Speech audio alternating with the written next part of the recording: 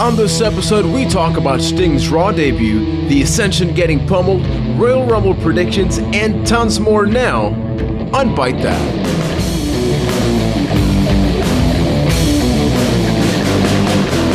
Everybody clap your hands. Hello everybody, you're listening to episode 74 of Byte That, the somewhat maybe international professional wrestling podcast where we talk about the ups and downs of that which we love, which are taco flavored kisses. Hey, thank you for listening to the show. Remember, we are available every single Tuesday night. We're on iTunes, Stitcher, TuneIn Radio, youtube.com/ByteThatCast, and of course, do yourself a favor, check out our website, ByteThat.com. My name is Juan Velos. I am from San Juan, Puerto Rico, and people, we pulled it off. We pulled the strings, and not only am I joined by the Rhino himself, the War Machine, we got Keith from Winnipeg, Manitoba. You're alive, Keith. I'm here. I was gone for an entire week. Unlike you, that was gone for 2, 3, and now we're all here, and it's happy. And we're going to talk about wrestling. It's been forever. Wrestling, guys. Wrestling.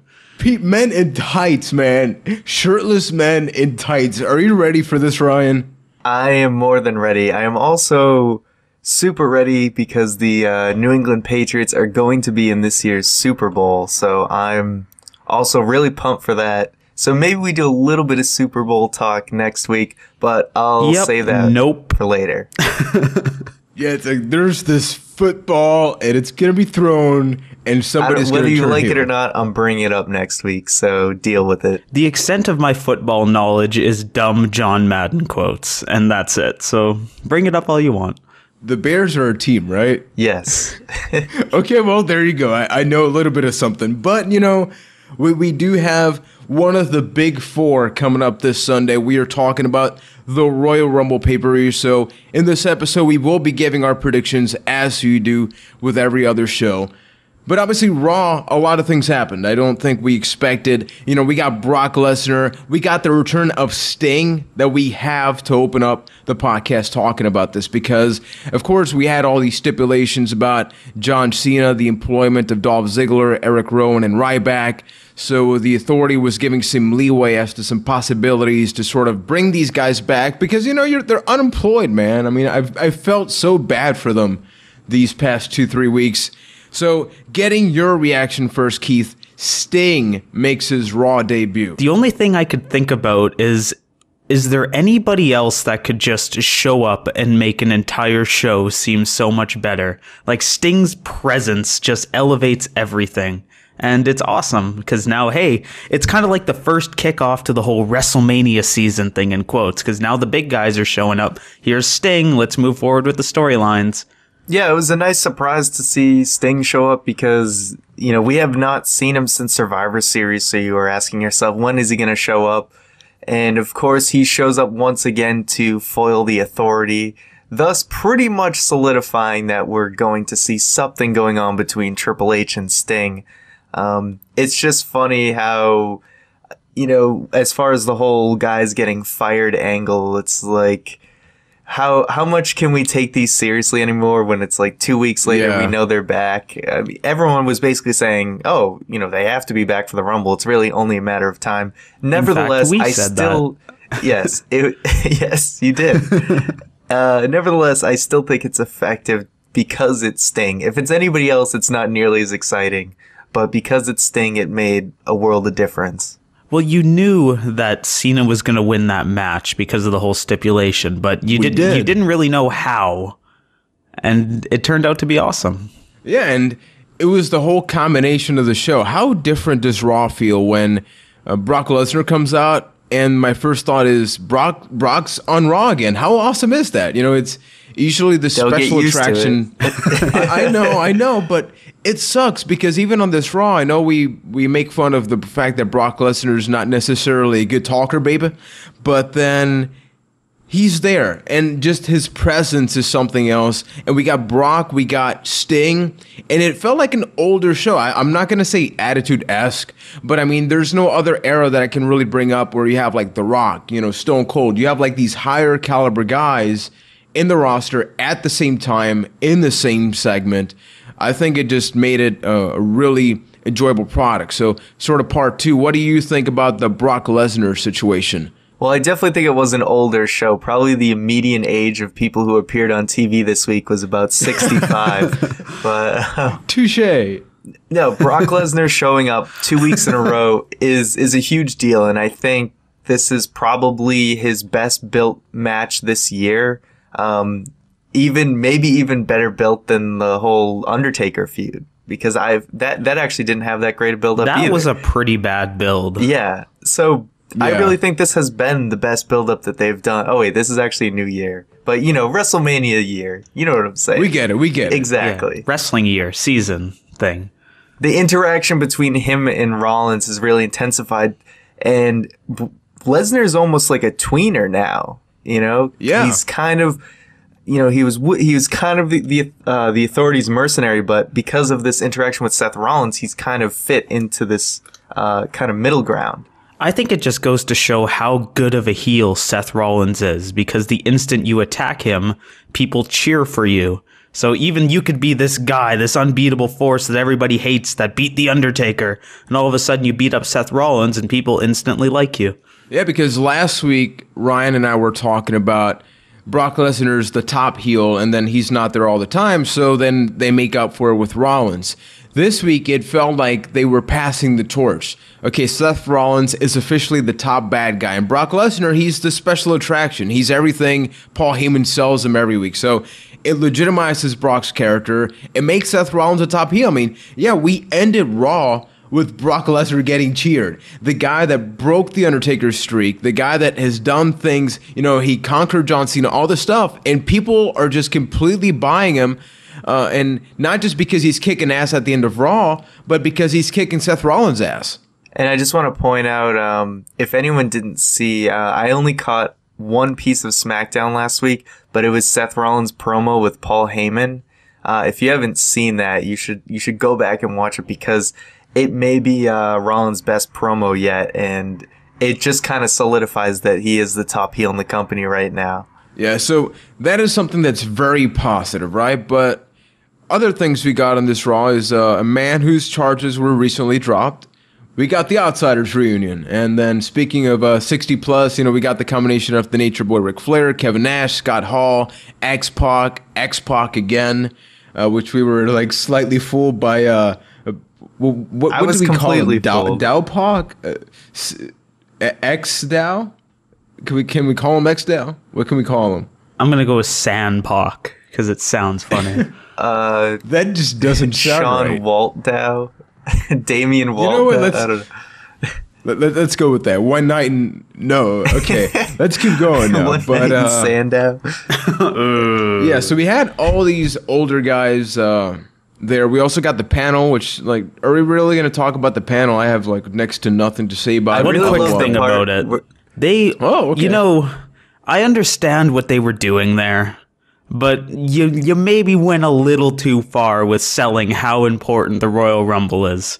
Like Ric Flair saying that winning the Rumble was the crowning achievement of his career. Yeah. That was crap. I don't think so. Saying that there would be no Hulkamania without the Royal Rumble. Probably not. So appreciate what they did. Maybe they didn't have to go that far.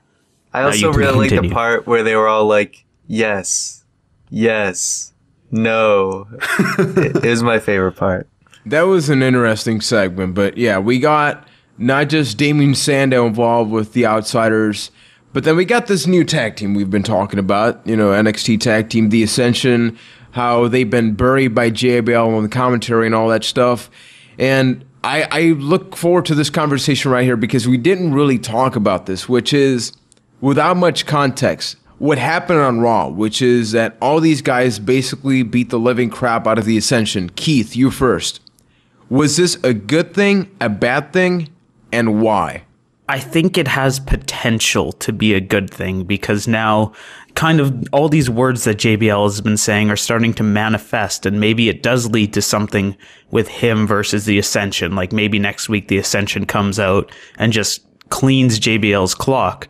But if they don't do something like that and just kind of make it like a whatever thing, then it has potential to be a very horrendous situation. It may not be as bad as it looks. because obviously we've seen past couple weeks JBL's buried the Ascension when they faced jobbers and everything like that, and we were really scared of how things would go. But then now that their promo with the NWO was a little uncomfortable. I think it went on a little too long, and it was just weird, all the pauses in between and everything. Like a longboard. And how nobody on the NWO was saying anything back. But I did really enjoy that JBL is actually getting involved. Now we've seen that this is leading to New Age Outlaws versus the Ascension. I was kind of hoping APA versus the Ascension, but maybe they just can't because of injuries or whatever. But either way, I mean, it looks like the Ascension are going to go up against the Outlaws, and I feel like that's a credible opponent. JBL is going to have to give his due, that they're actually facing somebody important, and it looks like this could be good for them. Obviously, it looked like they might have been embarrassed in this part, but if they come out on top in the end, then it's going to make them look a lot better. It'll be good for them. That match is going to be a very important match for the Ascension on Sunday. It's cliche, but it might be a make or break for the Ascension. I think it absolutely is. Yeah, because personally, I thought it was very negative when it happened, because obviously we've come to grow and love these guys from NXT. So naturally, anything that happens, will be like, it's my brother being beaten down or something. But the more I thought about it, and obviously I went to Squared Circle, I got to give some credit there. They made a good point, which is the Ascension got over. They got beat up and all that, but they were getting heat. People were on them, where before, when they debuted, nobody cared about them. They were completely irrelevant. It didn't matter what moves they did. And in one segment, they were with the Outsiders. They were with the New Age Outlaws, the APA, legendary teams. And I think that it puts them in the spotlight. Now, the question is, how is that going to lead up into Royal Rumble? We'll be talking about that in the prediction segment. Segue there. But something else I want to quickly point out. We got a little bit of a deja vu this week. Last year at the Rumble, we got Bray Wyatt versus Daniel Bryan, and what was the real match of the year, I think. Exactly, yeah, it was your match of the year, and I think it was like the most forgotten match of the year, because obviously after that, we got Daniel Bryan taking over WrestleMania and all that good stuff. Then sadly his injury happened, but he lost to Bray Wyatt at the Rumble, and most people seem to forget about that. And we got a little bit of deja vu action on Raw, when once again Daniel Bryan lost to Bray Wyatt. So without getting into a lot of the Royal Rumble talk and all that, where does this put Daniel Bryan, and why do you think he took the loss? Maybe because of the opposite momentum for the Rumble, but it kind of put a little bit of a bad taste in my mouth for Bryan going into the Rumble. You felt like coming back, he's going to be red hot, just, bowling through everybody, ready to take on the Rumble. And it was just kind of like, wow, really? He's already losing this soon? I just felt like it was a little too soon to have him already being pinned, even if it was a slightly dirty finish. Now, you'll have to fill me in because I didn't actually see the match. I got home a little late, but what was this dirty finish? Basically, Kane got involved. Oh, so you mean they're building Daniel Bryan up to go against the Authority? I don't know. I really don't know what they're doing, because it doesn't feel like he's part of that picture. I think he needed this win because, number one, Bray Wyatt beat him last year. So I think it's a great way to build him up. It doesn't make Bray Wyatt look bad, because you can go back in history. You can keep pointing out, now they're tied 1-1. I mean, if you if you exclude the cage match and all that they had, which was also really good. But you have them lose, and then the whole thing with Kane, I just sincerely do not care about. And he's not part of the Authority picture. I mean, look at how Raw ended. Where's Daniel Bryan in that? He's very much just the guy that people liked before he got injured, and now they just threw him back there. But he doesn't feel like he's in the main event scene. At least I don't think he does. Am I alone? I think you got to give it a little bit of time. Like, maybe this is a conversation worth picking up after the Rumble, seeing what happens there. And I guess it all depends on our Rumble pick, huh? Yeah. Yeah, so another thing I needed to bring up regarding the Rumble is that halfway during Raw, we're all pumped up for the podcast. We're thinking, okay, so we got the Rumble we're going to talk about, and then there's a triple threat match, and then after that, okay, so It's been a show built around 2 matches, which, I mean, to give it credit, it's 2 outstanding matches. I think that this is the most hype I am for the Royal Rumble match itself, let alone the pay-per-view, in a very long time. But it felt like every other match in there was just kind of like thrown in there like last second. It didn't have nearly as much build, so I want to get your feedback regarding the build to the Rumble. Well, it's pretty funny because after we had that conversation, they went on to announce like 2 matches within the next 25 minutes.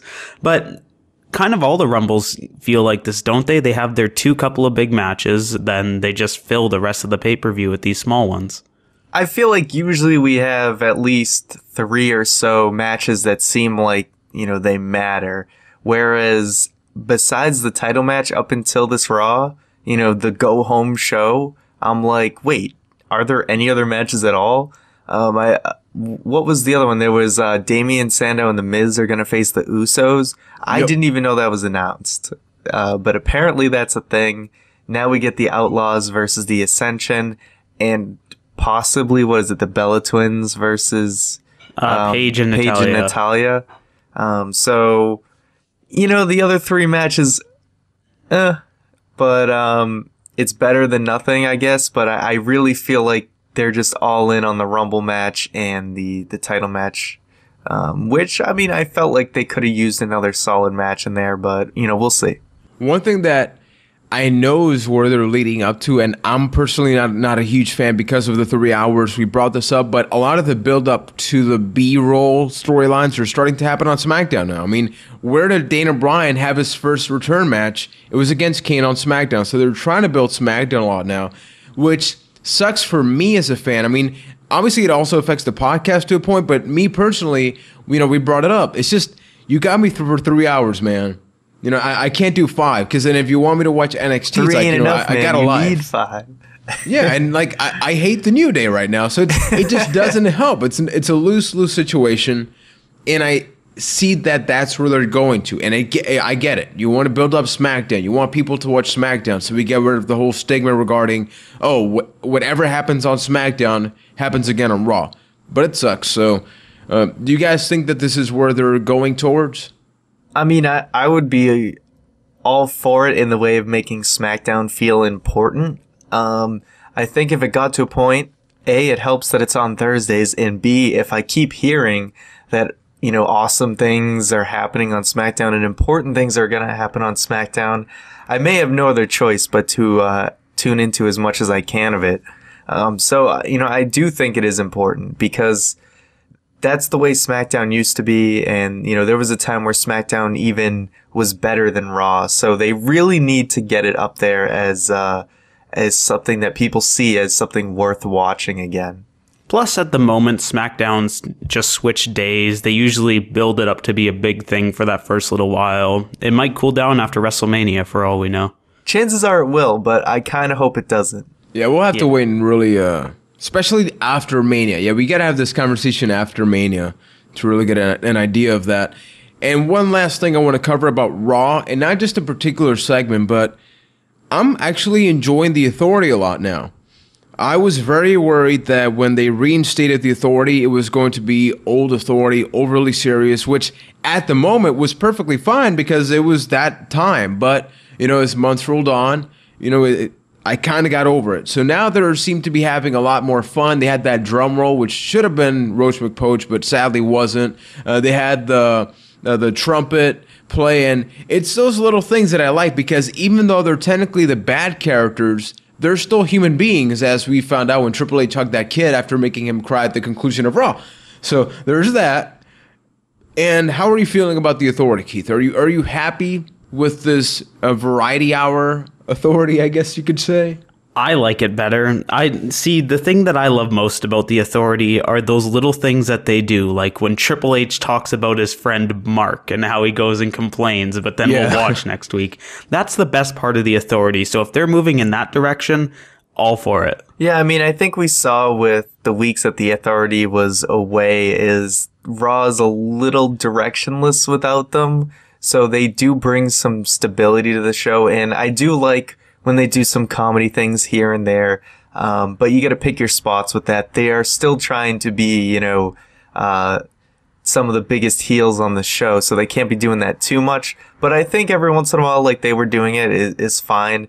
And like Keith said, I love when they kind of do those little jokes, tongue in cheek, things that like the smart marks pretty much appreciate, little nods to them or just trolling them.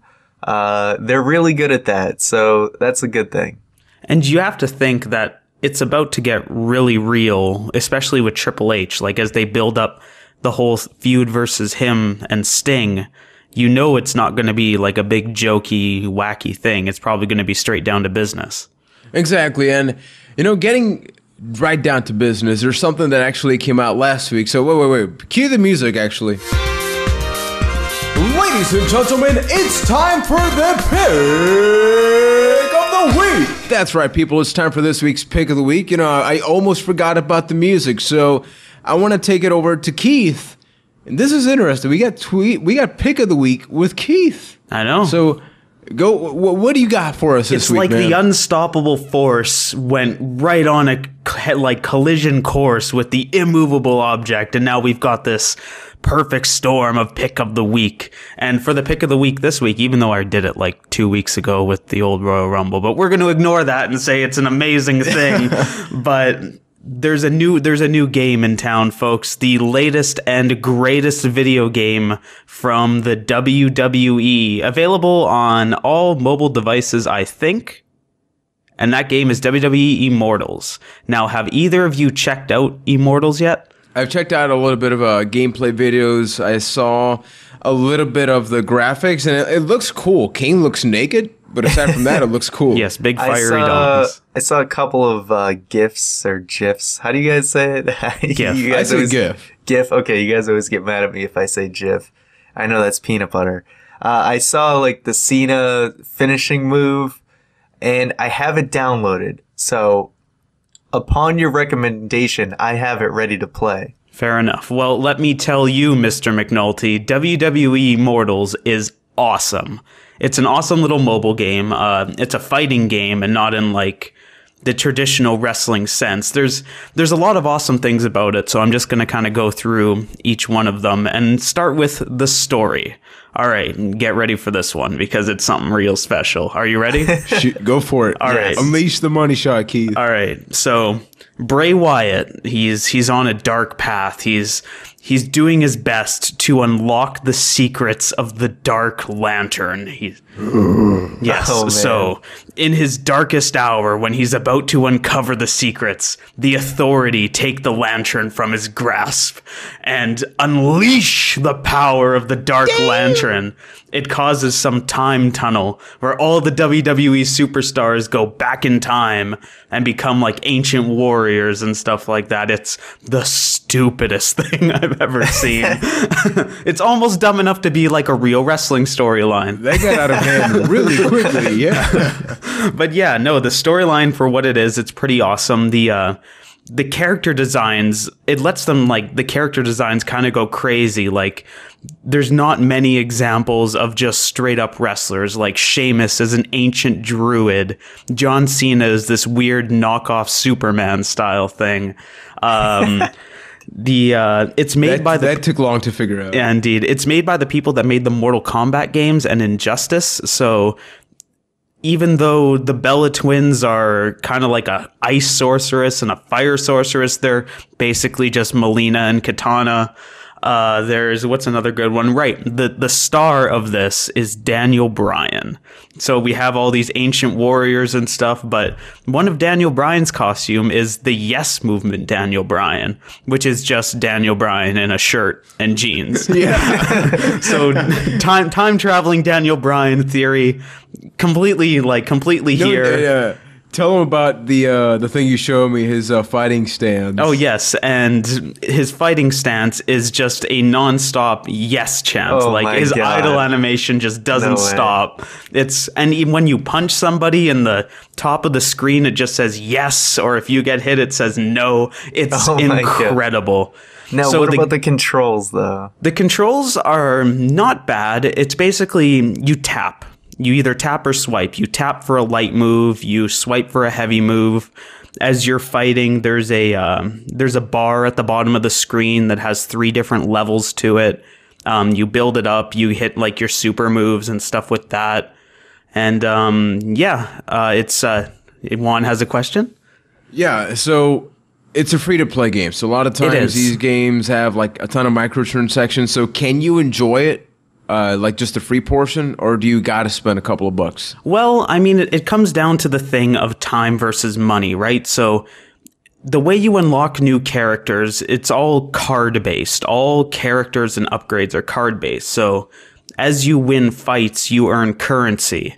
And you use that currency to just buy them or buy booster packs at a discount price. So, like, you could spend a couple of bucks and get ahead of the curve and maybe get yourself, like, an overpowered character, but I don't think you're going to have a diminished experience by playing for free. It's just going to take you a little longer to unlock things, but the gameplay itself is fun, so you can enjoy that extra bit of time. Awesome. So, WWE Immortals, free to play. My phone, I don't think can handle it. Oh, it's a big file. Keith told us to download it. It's like 1.3, 1.4 gigabytes, so it's pretty large.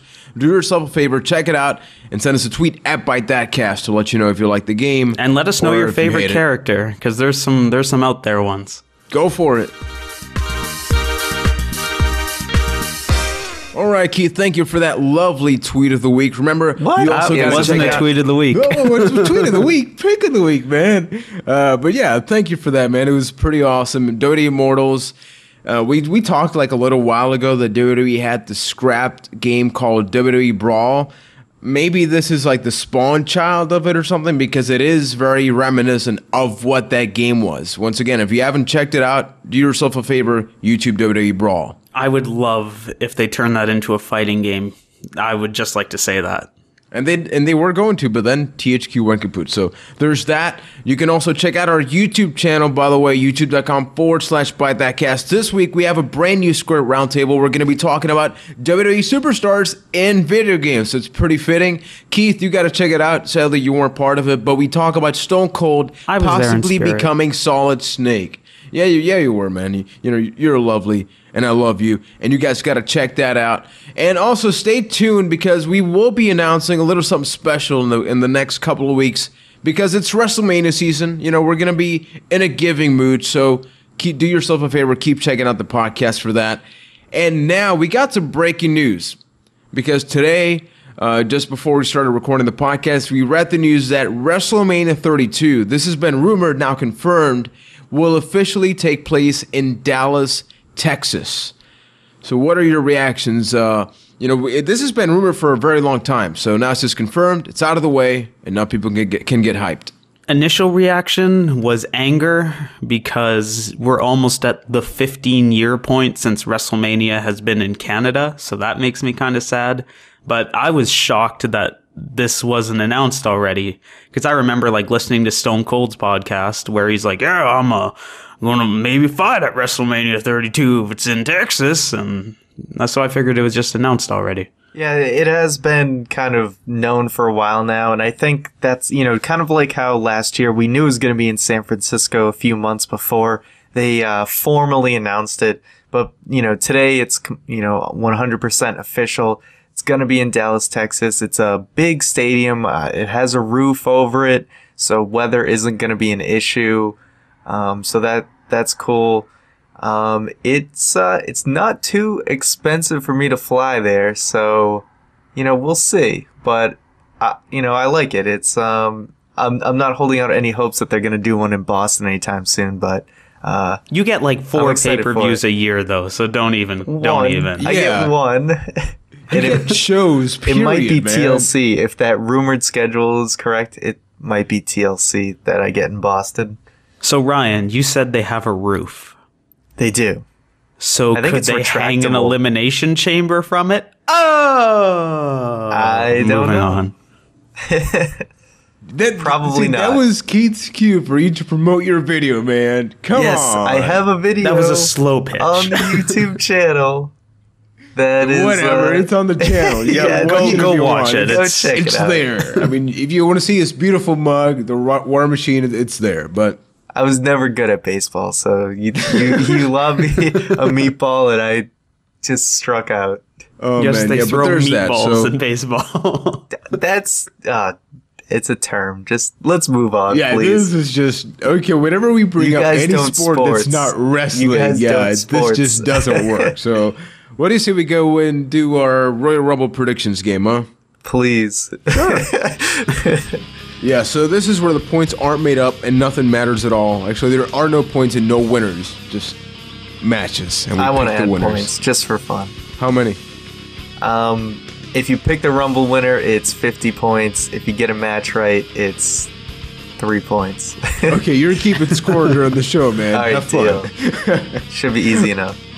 But yeah, so let's start off with Roman Reigns taking on the Big Show. So this is a feud that we've been kind of sour on for many different reasons.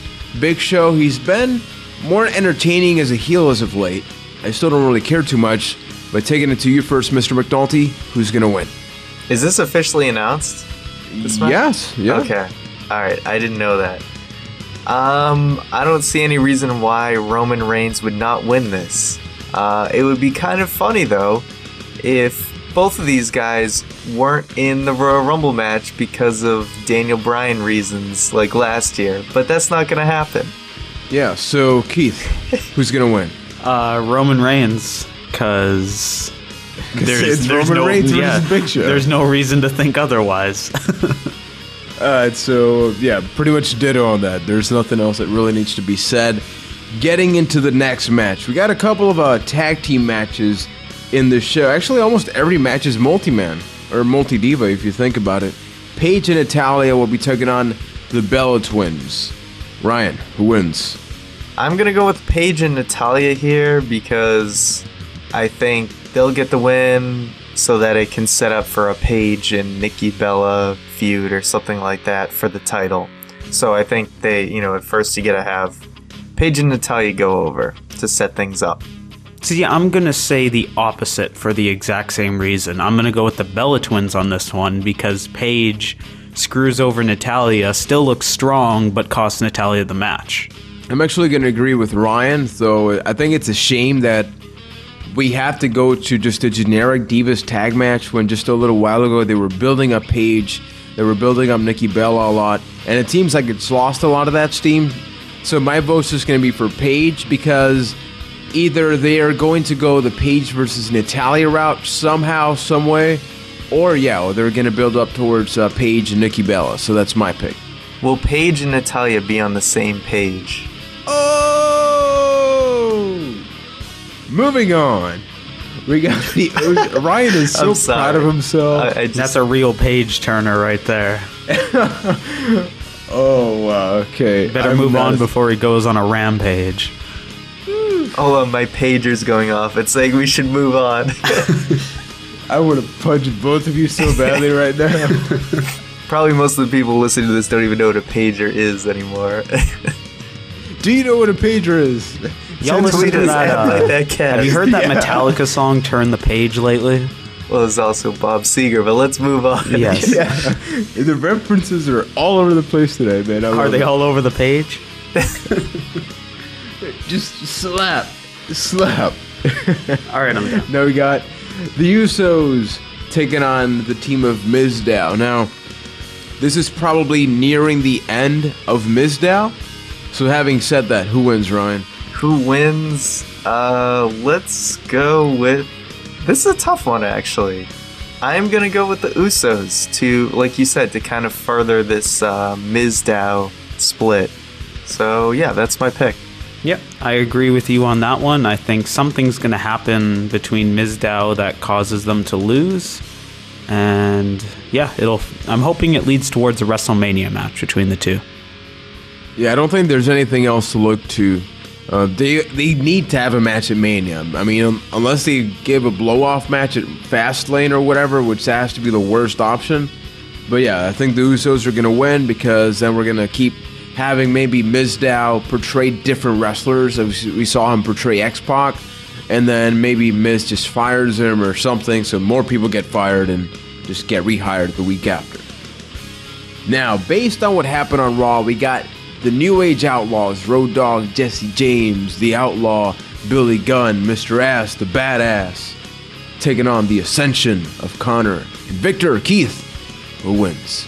I say the Ascension rise in this match, and hopefully it's a good match and the Ascension looks strong, and maybe this is a turning point in the whole Ascension saga. What do you think, Ryan? I think the New Age Outlaws are going to get a nice welcoming to the wasteland. I'm going to go with the Ascension here. I really feel like this is Triple H, throwing his buddies into the mix with these, with the Ascension to, let these guys shine and really prove to everyone that these guys are legit. So this is going to be a big win for them. So the Ascension. For me, I actually got to go the opposite route. I think the New Age Outlaws are going to win because of what happened on Raw. I think that if JBL is going to be ringside or anywhere, he's going to cost the Ascension the match, which will keep, heating up that feud. I think that maybe they can have a multi-legends match or something, the same way Jericho faced Jimmy Snuka or Steamboat and all that at WrestleMania a couple years ago. So that's a possibility. And whatever, if it gets the Ascension over, I just want them to be a legitimate thing, and please get rid of the face paint. So yeah, I'm going with the New Age Outlaws. I have a bit of a dark question. Are there enough legend tag teams alive for the Ascension to be sort of a tag team legend killer? I think by you asking that question, you sort of... I mean, can we get Brian Knobs in here? I was actually going to say, can the Nasty Boys still walk?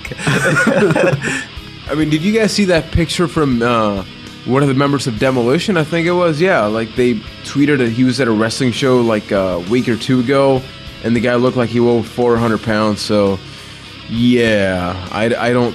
Unless you have Animal and Heidenreich team up again, revive that version of the Legion of Doom or the Road Warriors. Yeah, I think we can do without that. Can we agree? Yes. Only if they induct Heidenreich that year as well. Well, maybe we finally figure out who Little Johnny is, so there's that. Now, getting to the big final two matches, this is where we take a little bit more time because this could potentially be one of the last times we see Brock Lesnar in a full-time role or any kind of role in WWE. There are people saying, yeah, he's not going to UFC, he's going to stick around, but because we don't know that, we have to really appreciate what's happened. So for a triple threat match for the WWE World Heavyweight Championship, the challengers, Mr. Money in the Bank, Seth Rollins, and the leader of the C Nation, John Cena, look to become champion when they face off against the Beast Incarnate, the Conqueror, Brock Lesnar. All right. No, you got your hand up, so I thought you were going to say something. Well, yes, I am going to say something. I just wasn't sure if you were going to introduce me or not, but hey, that's okay. I don't always need an intro. We actually got a tweet from J4 Gaming at J4 Gaming YT asking us about this match, saying, is it just me or does it feel like John Cena is playing second fiddle to Lesnar and Rollins in this match? That's a very powerful question. Who takes this first? I got a couple things to say about that. Go for it. So I'm going for it, yeah. I think that maybe this is where the wrestling fan in you is hopeful, but then WWE sort of like doesn't end up doing this. But I think they really are testing the waters with Rollins. How far can they go with him in terms of, it's not just that he's over because he's feuding with Cena, he's over because he is the next guy that they're looking forward to develop. And they've already technically developed in a very short time. We've talked about that in the podcast. So the fact that John Cena is playing second fiddle to this, or third wheel, or however you want to say, is what makes me excited for this match, because I know you guys are going to answer too, but I have a follow-up question after this, which is, they actually made us care about John Cena, Brock Lesnar again. And how do you feel about that? But first, we got to go for J4 Gaming's question. Keith. I think there's two answers to this question. In the actual, on TV build-up, yes, he has taken a back seat. But still in, the promotional videos and stuff, it's still very much Cena versus Lesnar, and then here's Seth Rollins just kind of thrown in. But, sorry Juan, what was your question again? Yeah, mine was a little convoluted, but basically, how do you feel about the fact that they actually made us care about John Cena, Brock Lesnar again? I don't think they made us care about John Cena versus Brock Lesnar. I think they made us care about John Cena versus Brock Lesnar versus Seth Rollins, which are two very different things. Well, true, but I was referring more to the process because we were so negative when we found out that happened, and look what it's turned into. But we were negative up until the point where Seth Rollins got thrown into the match. Fine. Ryan, you go. All right. I like that Cena has played second fiddle. We've seen enough, you know. I'm sorry with the puns today. I can't help myself. He doesn't need to be all over a feud, you know. What we know about Cena is there. We really needed to see some interaction between Rollins and Lesnar, and that's what we got, and that's what really helped this feud, because Rollins has had his issues with Cena, Cena's had his issues with Lesnar, so that was kind of the missing link that we needed to see, and we got a lot of that, and that's why I think this feud's working. As far, what was the other one about it? I agree with Keith that Rollins being in this match is what made us care about it. As far as who is actually going to win, That's the tough one. Yes, this is very difficult. I think Rollins is going to take the pin. Who is going to pin him? I'm gonna say Lesnar. So I'm gonna go with Lesnar winning this. But is there going to be a cash-in afterwards? I think there's at least going to be an attempt for sure. But overall, who's going to win this match? Brock Lesnar. I agree. I think Brock Lesnar is going to win, but I don't think Rollins is going to take the pin. I think Lesnar is going to beat Cena to keep Rollins' momentum going into WrestleMania. And then as far as cash-in goes, I'm kind of leaning more towards no now, and maybe the cash-in happens at WrestleMania. This is like the boldest prediction I think I've ever made in the podcast. What I think is going to happen is Brock Lesnar will pin John Cena.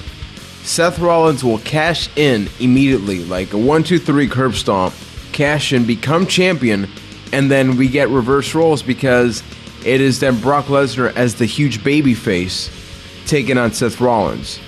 Because I think that the heat that Rollins has, and we saw that Brock Lesnar can be cheered. I mean, how ironic it would be if a year after he ended the streak, people like him, but it's wrestling. Wrestling is a crazy world. So I think that would be an amazing ride, and that way you can have Cena take on Bray Wyatt or Rusev or whatever the hell they try to do for this WrestleMania. What do you guys think about that as a possibility? Just that maybe we could be seeing Brock Lesnar as a babyface going into WrestleMania. Because keep in mind, if he loses the championship, he has rematch clause. I don't think I like it, because you still have to remember, this is the guy going into WrestleMania that beat the streak, right? So you kind of have to make him this monstrous force that somebody conquers. Yeah, I don't see them changing direction so quickly. I think the divine plan that we've all known about is bound to happen. Sadly, but I can dream. Let's hope it happens.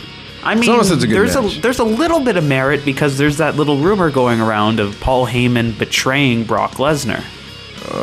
So Royal Rumble is going to be a very, very fun pay-per-view to watch. Which leads up to, of course, the funnest of the pay-per-view.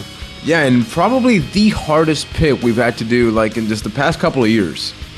Can I just lay some ground rules for this? Lay it for me, baby. We're not just going to pick the winner. Let's do who's number 1, who's number 30, who's going to eliminate the most people, who's going to survive the longest, who's going to win. Can you write all that down? Yes. Perfect. All right, so first we got I'll just 1. guide you through it.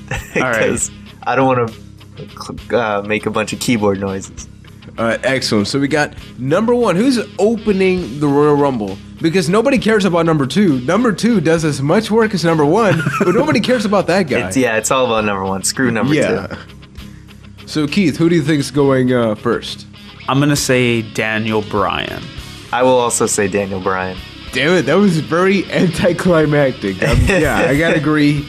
Daniel Bryan. Just to spice this up a little bit, why Ryan? Why? Because I'm going to answer my next one, and I think he's also going to be the guy who's in the match the longest. He's going to be the Iron Man this year. Yep. Pretty much. We gotta start disagreeing more often, man.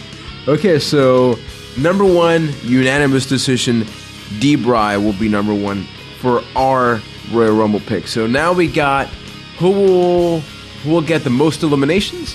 Yeah, we can do that. Yeah. Alright, go for it. Okay, so Keith. I'm going to go with Roman Reigns on this one, just because last year his whole, he got the most of elimination things was a bit of a technicality, because I think, El Torito and the announcers and stuff were in there. So I think they're going to solidify Roman Reigns as the most eliminations in one Rumble. I'm actually going to go with Rusev in this one. I think Reigns, he got his spotlight last year with Rumble eliminations. I'm thinking Rusev is just going to be a force in this match before he finally gets eliminated by, a bunch of people.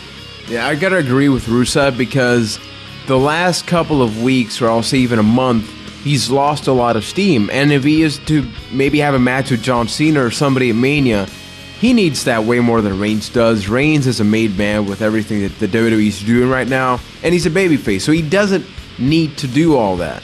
Last year was fun because he was the badass bad guy that you like to like, so that was a little different. So yeah, I think that Rusev is going to get the most eliminations. Number 30? Now that is the Rey Mysterio award. Who will be number 30? I'm going to take a bit of an outlying pick here, and I'm going to say Randy Orton's number 30. Damn you. That was my pick. What the hell? So much for an outlying pick. Yeah, okay, maybe it's not as crazy as I thought it was, but yeah, Randy Orton's going to be 30. He's got to come back soon, and I think this is the platform. He's going to eliminate somebody from the Authority. I get just a quick pause. I know we did pick of the week, but I read a tweet today. I'm going to try to paraphrase it, which is, what if Dana Bryan somehow got fired or something before the match?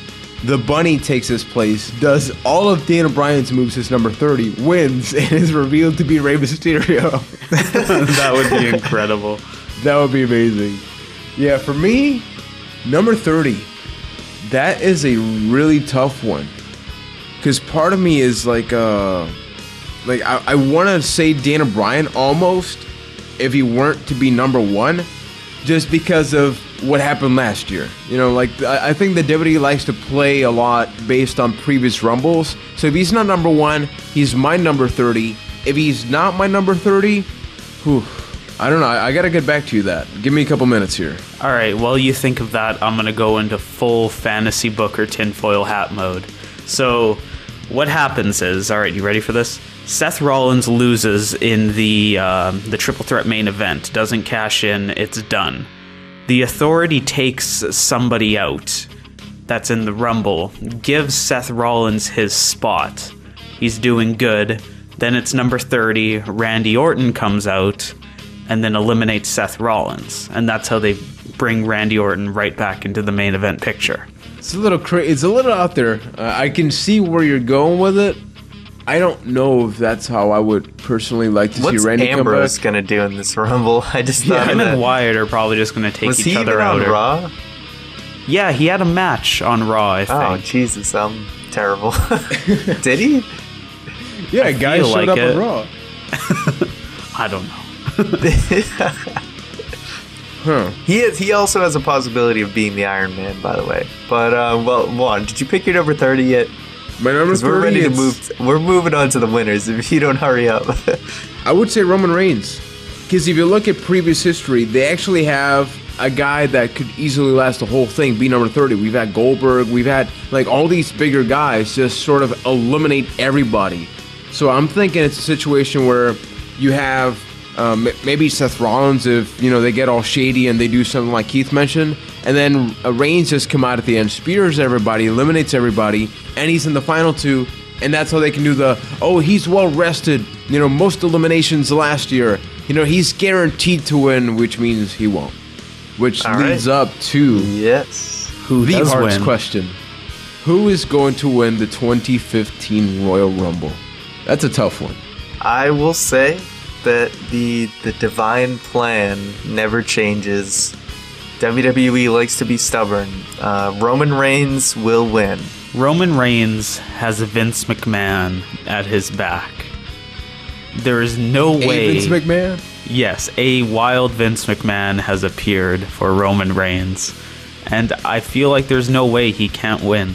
I don't want him to win, though. Really, though, like, okay, let's break it down. Who else... Oh, man. This has been a show, guys, but yeah. who else wins that makes sense? Daniel Bryan. The thing is, like, at least for me, am I the only person that, as much as I would like to see him win just because of what happened last year, I don't see why he should. Like, yeah, Daniel Bryan versus Lesnar would be awesome. No, it would be awesome like, if that's where the storyline is leading up to, if he retains and that match happens, great.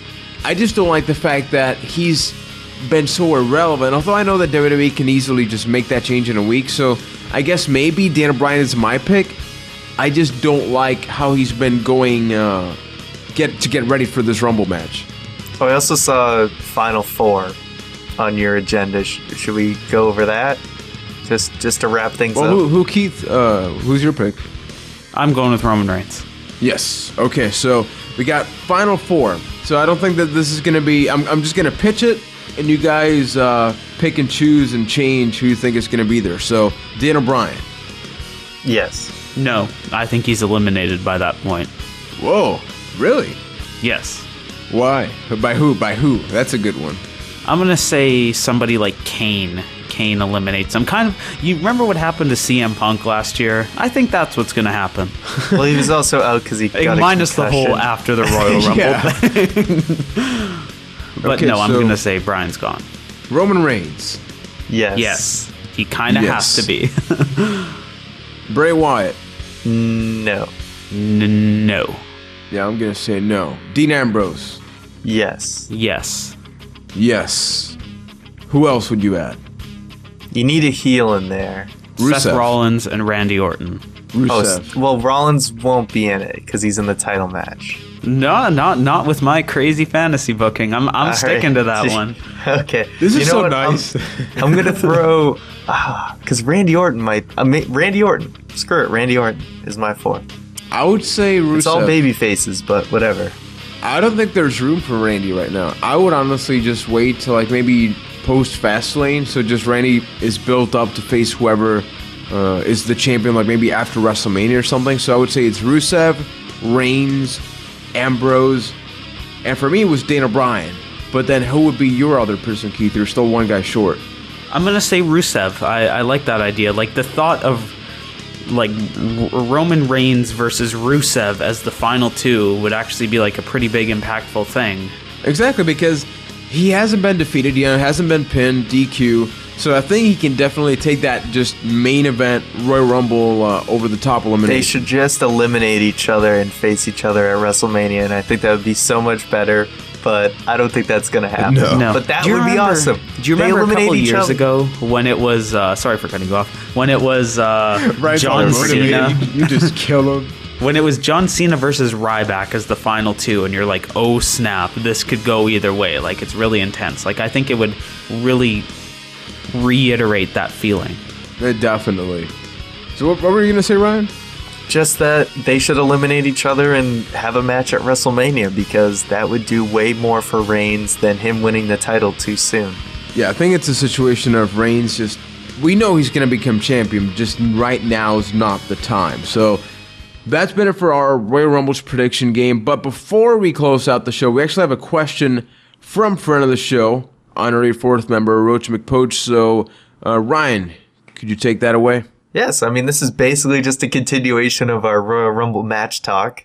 Roach McPoach asks, at Royal Rumble, is this Sunday... Wait, okay, I totally botched that. Confused. Let's start over. Hashtag Royal Rumble is this Sunday.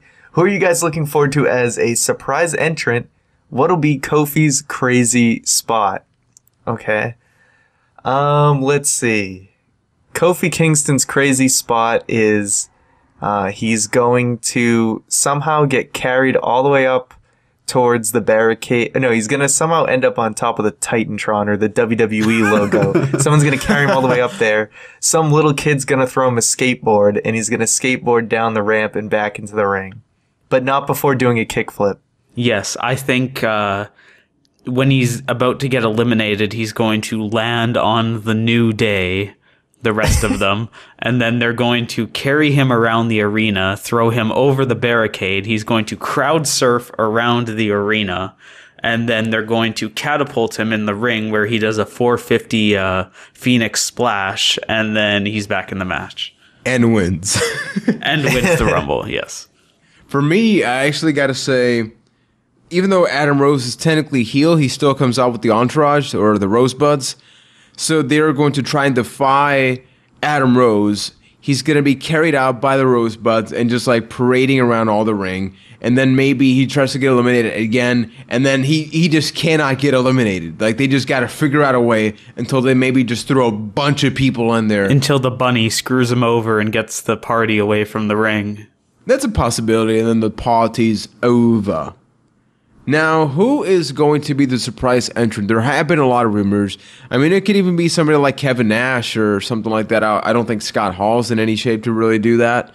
But who is a realistic person that, can we remove RVD out of the equation? Because that seems to be what's always happening every year. I mean, let's go with history and say that the rumors are possibly Shelton Benjamin, MVP, Carlito. But no, I think, there's Randy Orton, which we have already talked about. And I think X-Pac is a possible one. Because, like, he was on Raw Reunion. He's kind of, like, in the front of people's mind. And he's really the only person on Raw Reunion that can still wrestle. So, you know what? I'm going to go with something that might make Jake the Snake a little sad. I'm going to say DDP is going to be a surprise entrant. I feel like we're going to get some sort of old school, legend type. And I think it'd be cool if DDP showed up. Maybe Diesel goes in the Rumble. Maybe we get Kevin Nash, because if you got Diesel, but maybe we can get the NWO. I don't think it's going to be anyone we just recently saw on Raw, though. You know what I mean? Well, I guess I would definitely agree with Randy Orton being one of them. I see maybe Rikishi being a possibility. I think it'd be cool because I believe the Usos are also going to be in the Rumble, even though they have their own match. Because I know Mizdow are also going to be in there, so maybe we get like a Too Cool dance thing tribute going on. So I definitely think that's going to happen. And X-Pac, yeah, I'm going to go with X-Pac right now. And everybody else is just so unpredictable because maybe it's a guy that can't wrestle worth a damn, but he can take the over-the-top rope spot. And maybe that's just what they end up doing. So, yeah, I think X-Pac and Rikishi are two viable contenders for that. So thanks, man. Thank you for that question. Remember, if you guys want to send us any questions, you can do so by sending us a tweet at ByteThatCast and sending us an email if you also want to collaborate, ByteThatCast@gmail.com. So for everything else, the War Machine will take it away. Alrighty, thank you, Juan. So thanks again, everyone, for listening to this week's podcast. Before we go, just a few quick plugs. As always, stay tuned for something that has to do with WrestleMania season and a giveaway, and that's all I'm going to say about that.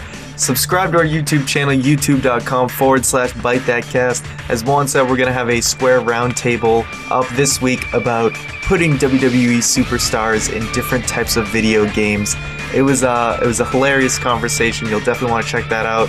I also just recently put up a video, which I failed to plug earlier, about WWE dropping the Elimination Chamber pay-per-view and how I feel about that.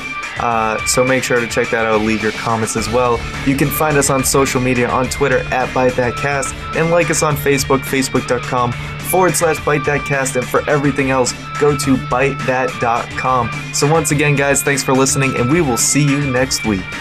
Woo!